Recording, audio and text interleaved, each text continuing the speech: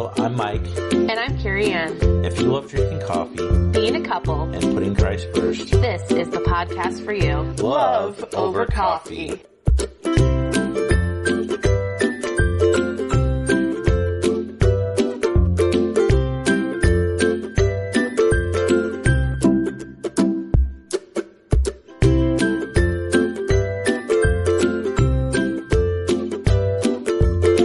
Well, welcome back to episode number 14 of Love Over Coffee. Hello, we are so excited to have you back. Absolutely. So today we're going to talk about envelopes. Yes. So this is, well, let's start off with our wedding, I guess. Mm-hmm. So we had a very short engagement. Yes. And we wanted to have a wedding, but more importantly, we wanted to go on an awesome honeymoon. So we saved about $10,000 in 7 months, I believe it was. Yeah. Which, that was quite a bit of money for us. The way we did it was lots of sacrifices. We still went out and did our dates and things like that, but they were very cheap. Mm-hmm. They weren't super often. I mean, we did them regularly, but not as much as we do now. And we just scrimped and saved and went without things for a while and then just put all that money away. And it worked really well because we had the wedding exactly the way we wanted it. Yes. It worked out exactly the way we wanted it. And our vacation turned out better than we expected. Yes. Besides, I think the lady overboard on our cruise, but that's for another podcast. But other than that, it went as expected. And again, for another podcast, but we also had toilet issues in New Orleans. Yes, yeah. We'll talk about that too another time. Sure. So then we got done saving.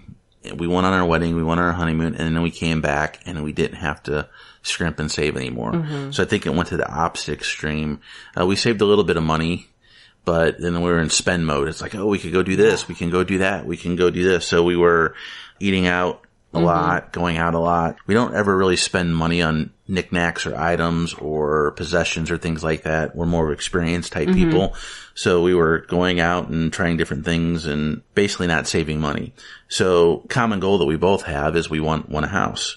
We had to get back on track for savings, but at the same time to not go back to the point where we're scrimping and saving and not having money to enjoy life. So what we came up with, or what we found, was envelopes. I'll spell it because it's kind of a weird word, but it's Mvelopes. Mm-hmm. And envelopes it's an envelope system, but it's electronic. Mm-hmm. There is an online version and an app version. Basically what you do is you come up with different categories for budgets. You have a category for each one of your bills, for our car payments, for our insurance, electric bills, trash bills, internet bills, whatever. And as you get paid, you can allocate money to those envelopes. But they have an online version and an app, and they kind of go hand in hand. The app version of envelopes, what it does is it lets you see all your envelopes in I'm just going to call them envelopes. Yeah. But it lets you see all your envelopes and how much money you have in them, and it lets you record. For example, we have a grocery/household envelope. So if we go to the grocery store, we can see that there might be $100 in there. And then when we get done, if we buy $20 worth of items that go in that category, we can enter it into the cell phone and it subtracts it. The other thing that the app is good for is matching those transactions. It connects to your bank account so you can see actually how much money is in your bank. So it'll let you match it. So if we went to Quick Trip, or I went to Quick Trip and bought a soda for $1.50 and put it in my personal envelope, when that cleared the bank, it's going to come up with a transaction and you match the two and it clears it. Kind of like balancing your checkbook for the most part. Other than those two things, I don't think the app's great. It does those two things well, but they have the online version. And then the online version, you can see every transaction in every envelope. You could allocate money. You could sweep money, which we'll talk about that a little bit more. Mm-hmm. You can run reports so you can see where you're spending money, where you went over. You can create your budget. So you really need the two. The app just for the on-the-go, on-the-fly stuff. And then when you dig down into it deep, website. And the good thing about the app is we have the same account. You have the app on your phone. I have the app on my phone, but it's the same account. So if I take money out of the grocery envelope, you can see it instantly, so we're not guessing what's going on. Yeah, I mean, I really enjoy it, and it's just really, really handy. It's been great. It's really been awesome. I think we've been using it this is going on our third month now.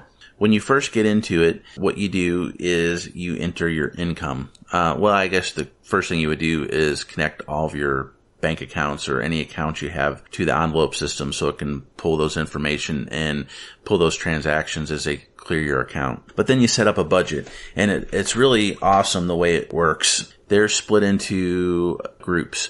You have your bills, your everyday spending, giving, and savings. And I think there's a couple other groups in there that I don't use. But you enter your paychecks in on the website. For example, Carrie Ann gets paid every week. I get paid every 2 weeks. So I'll put her bring home pay in there and my bring home pay. And what that does is it goes through and it calculates how many paychecks you get per month, because there's some where you get 5 paychecks and I get 3. There's some where you get 5 and I get 2.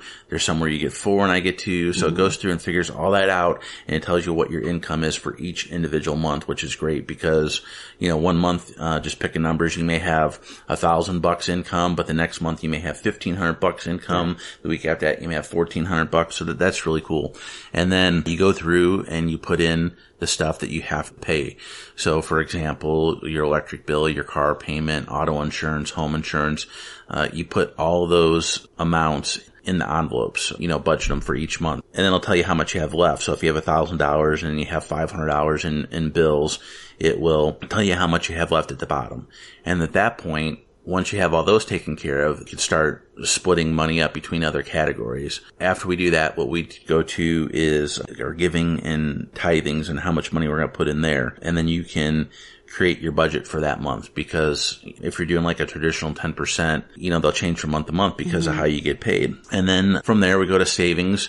We're still a bit aggressive on our savings because we have some long-term goals that we want to achieve. And then you could split it up into your everyday money, which is groceries, spending money, gas money, all that good stuff. Anyway, once you create that monthly budget and you know what you have, you can, let me talk about some of the stuff we got first, just give you an idea. Absolutely. So, talked about the bills, you got those, but then we have date night, which is good. We put money in there for every date night. We have a tithing envelope, which is actually pretty good because that was one that we always struggled with, trying to, not that we didn't want to give money, but things come up and you didn't have the money left, or you forgot to do it. And then we tried doing electronically, and then we tried doing writing a check every week.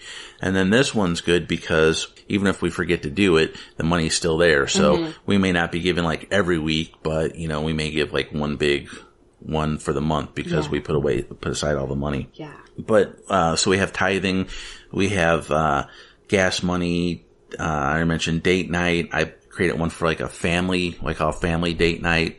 So if we go out to Smoothie King, or we go see a movie, or we go get lunch after church, we have money set aside for that. The grocery and household, I put those two together just because if you go to Walmart and you buy toilet cleaner and eggs, go through extra step to split that up. We have miscellaneous, just for all the little things that we don't track. We have one where we save up money for medical bills, gifts, whatever. The sky's the limit on what you can do, but there's just some ideas of what types of categories you can have. You can create whatever you want. What I like about those categories is once you fund them, and that's done over the month. So you may have a $600 grocery budget for the month, but you may not have all $600 your first paycheck of the month. So what you're going to do is fund the portion of that you need, and it's great. It keeps track of it. If you got a $600 budget for that month and you only put $150 in there the first week, it tells you that you still got $450 left to fund that month, and it comes out of a cash pool, so it's all automatic. You can see that, hey, I got my $1,000 paycheck this month. I need to put $20 towards the gas bill, $20 towards electric bill, and it's counting down not only what you have left to put in that envelope for the month, but then it's taking the money out of your cash pool so you can see it go down. So it's makes it real easy to do all the math and calculate everything out. You fund those over the month, but what I like about it is basically the personal money and the date money. What we found out is, if you look at your bank account and there's like, oh, there's $3,000 in the bank account, so I'm going to buy a soda out of the vending machine every single day, and Carrie Ann's going to buy breakfast at work every single day, and before you know it, you nickel and dime what money you have down to nothing. With this, the great thing about it is you could put your money in your savings envelope. You could put your money in your giving envelope. You could put your money in your bills envelopes, and then you just kind of focus on what you're doing. So my personal spending envelope, I can look in there and see I have $220 in my personal spending envelope. Okay, I'm going to go ahead and get a soda out of the vending machine at work. Or, hey, I only got $10 in my personal spending. I'm not going to get a soda out of the vending machine at work. Or we're at the grocery stores. We have $600 for groceries in there, so we're good to spend $150 at the grocery store today. But then it puts things out of mind too, which I like as well. It puts the savings out of mind. You're not looking at it. You could put the $500 in savings and you don't see it because you're not focusing on that envelope. You're just focusing on the envelopes that you need, and when the money's gone, the money's gone. Yeah, I really like that too, because it does make you think a little bit harder about what you want. Yeah. You know, like, do I really want to spend this? And not just, oh, yeah, I do. Here you go. Right. And it takes some of the arguments about it too. Yes. I was talking to a guy at work where him and his wife, he's made some silly mistakes where, he got into a habit of if he buys his wife a present, he buys himself a present. And then for Mother's Day, he bought himself a present first and didn't have enough money left over for his wife. And, it gets all into these weird, hairy situations if you're not keeping track of your money. What I like about it is I have my personal money and Carrie Ann has her personal money.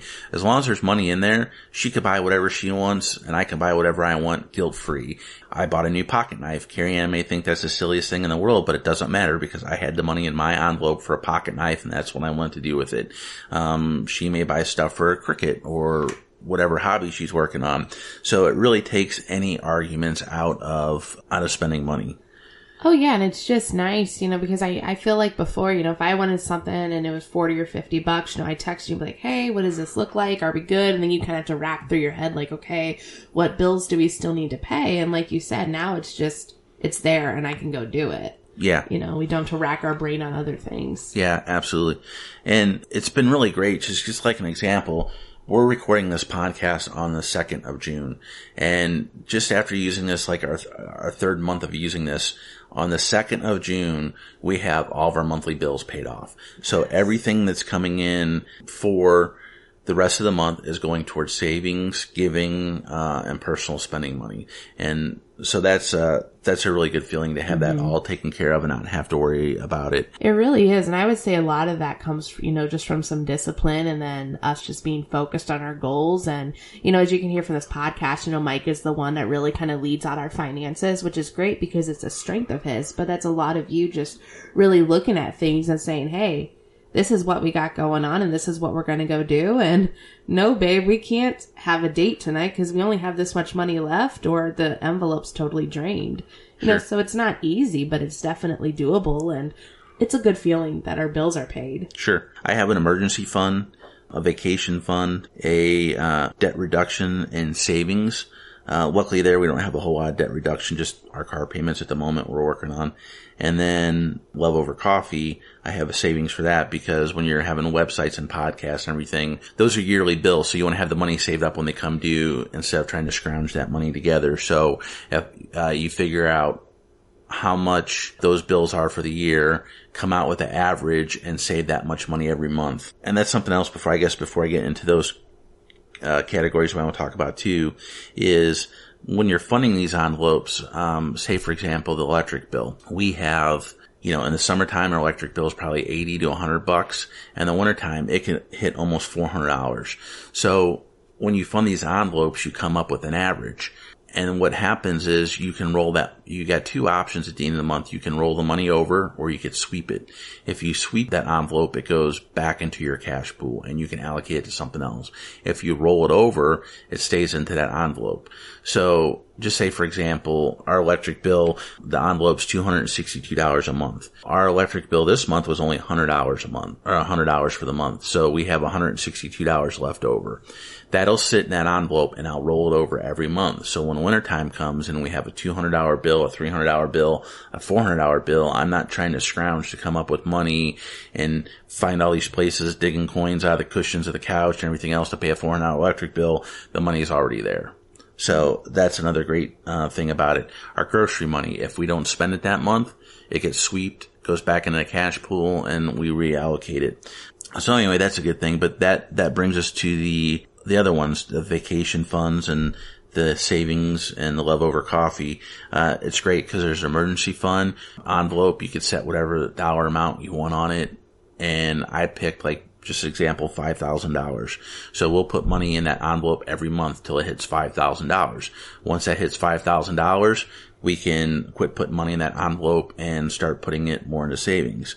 Same thing with the vacation fund. I kind of calculated out our next big vacation, how much we want it to be, do an average on it, and put that money in there every month. So what I like about those is it's out of mind, out of sight. I put the money in there once, and I don't worry about it until next month. I don't pay attention to those envelopes. I don't see it. I just focus on what my budget is, and you don't run into the thing of, well, we got $1,000 saved up over here for vacation. Let's pull some of that money.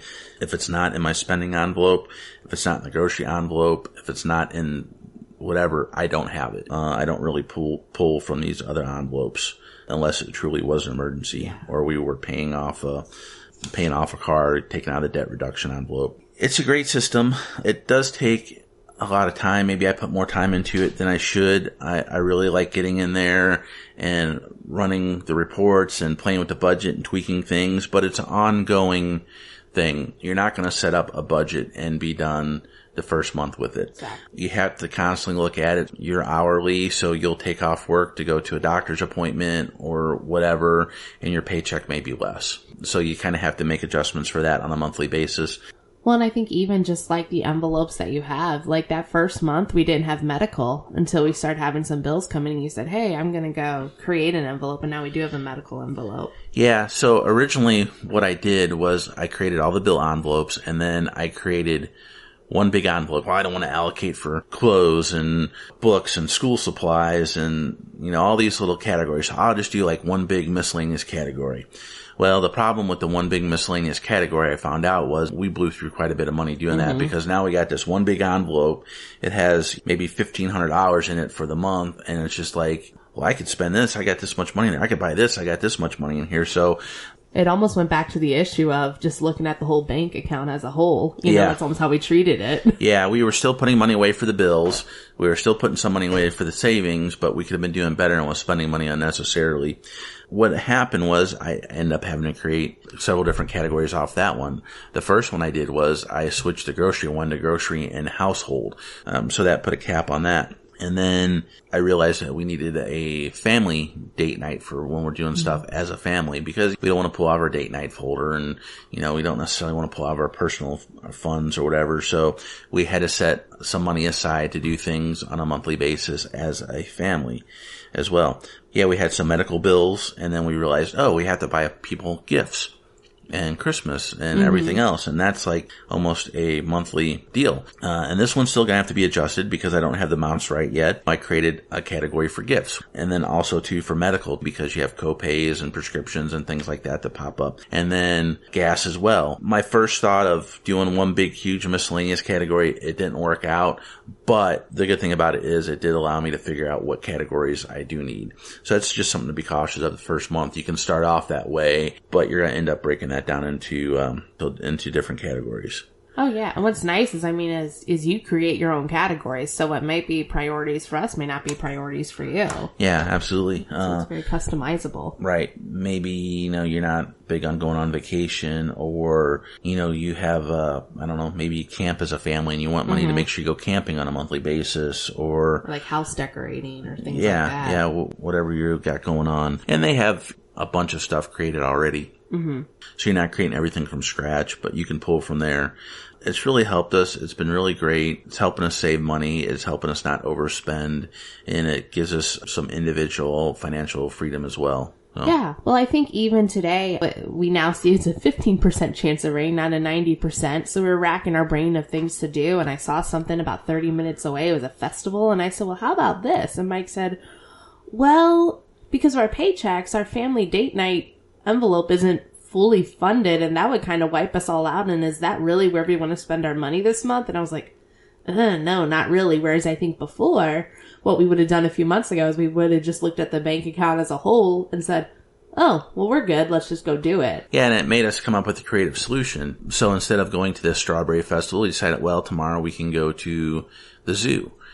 And the zoo here in St. Louis, it's free for the most part. Mm-hmm. You can do free parking. They have pay parking. There's ways you can make it cheap. If we pack a lunch, that comes out of our grocery fund. Yeah. So there's no money out of the family fund. And then if we go get down there early, park in the free parking before everybody gets there, that saves up some money. We can go inside and do some free activities, and we could do some pay activities as well. And we could literally get probably through the entire day with $20 or less out of our family date folder. Yeah. So, my thoughts in general, it's not a huge fan of the app other than logging our transactions. It's handy when you go to McDonald's. You can hurry up and put the money in there and you don't forget about it. Other than that, I'm not a big, huge fan of the app. I like to go to the website. There's some, not glitches in the app, but app makes you fund every single penny in your cash pool. So if you have $1,000 in your cash pool, the app will throw up an error and won't let you leave until you allocate every penny of that. The website doesn't do that. So at the beginning of the month, when I allocate all of the money, I'll go through, they call it funding. When I fund all the envelopes, I will go through and say, oh, the card payment's done the first. I need to fund that one, this one, and kind of prioritize things. And then what I like to do at the beginning of the month is leave a little extra money in that cash pool.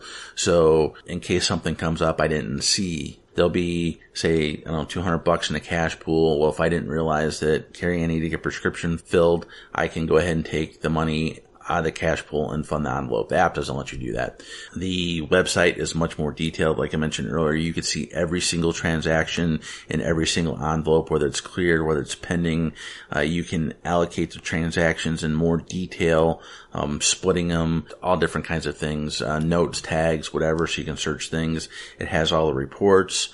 The reports are difficult. The whole thing is a little bit overwhelming at first. It takes time to figure out how to fund things. It takes time to figure out what the reports are useful for, kind of get in a rhythm of things. I enjoy spreadsheets and I enjoy graphs. I enjoy reports and all those things. But after playing around with it, I got into it, understood it, and I feel I know it very well. There's still a lot of stuff I need to learn, but for what I do on a daily basis, I understand the website pretty well. So I really enjoy the website much more than I do the app, but I think there's two different purposes of them. They go hand in hand. It's a pay service. You get a 2-week free trial when you first sign up.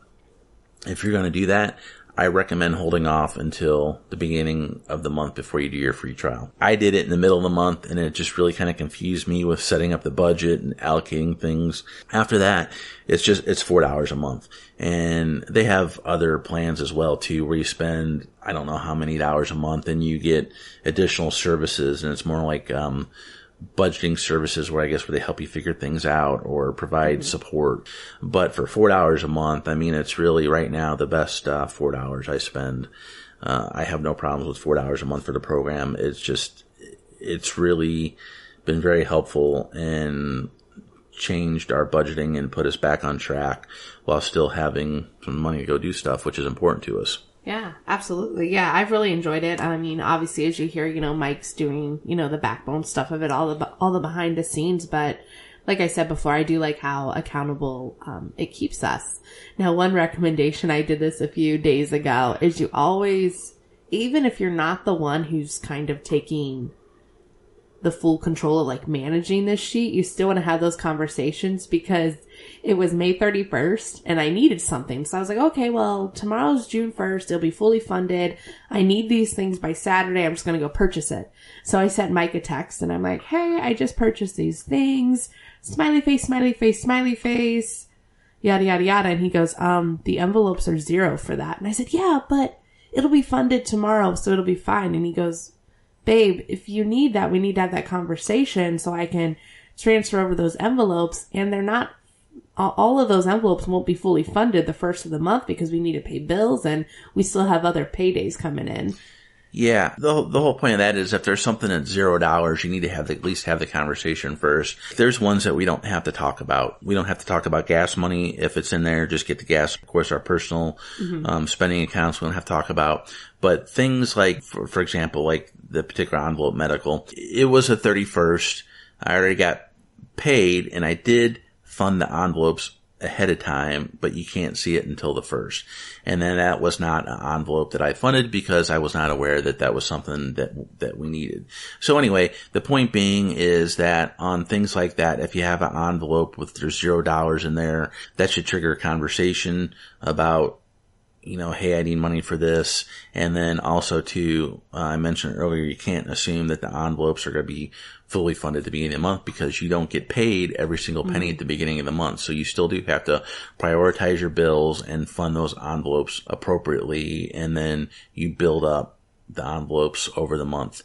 Just for example, our personal spending money, I think I put $50 in there in each one this week, even though our personal spending money is more for the month, because that's what I had left over after paying all the bills. Now, next paycheck or the next couple paychecks, maybe we'll fully fund them, or we may just be putting, another $100 or $50 in them to bring them up to their level. So yeah, it's still, you still have to have conversations, and things aren't fully funded on the first of the month. Yeah. But yeah, it's been great. That's pretty much it in a nutshell. If you have any questions about envelopes or want to talk about envelopes, or if you have a system that works better for you that you like and you want to share about it, you can make comments on our website underneath the podcast post, or you can go over to our Facebook page, Love Over Coffee, and let us know what you think about envelopes, or what you use for budgeting, or what your approach is to it. Yeah, absolutely. I mean, because there's so many different ways to do it. It's just finding something that works, and I think just through trial and error, we finally found something. Yeah, absolutely. Yeah. All right, you want to pray us out? Yeah. Dear God, just thank you for this wonderful day, and thank you for summer, and Lord, we just thank you for having systems out there to manage our finances and to be able to use our finances to glorify you, not just through giving, but just through how we spend, because that's where our heart is. And we pray for all of our listeners, as finances aren't always easy, but we pray that you help them in that area and just guide them like you've guided Mike and I, and just give us a great week and help us to glorify you in everything we do. Amen. Amen.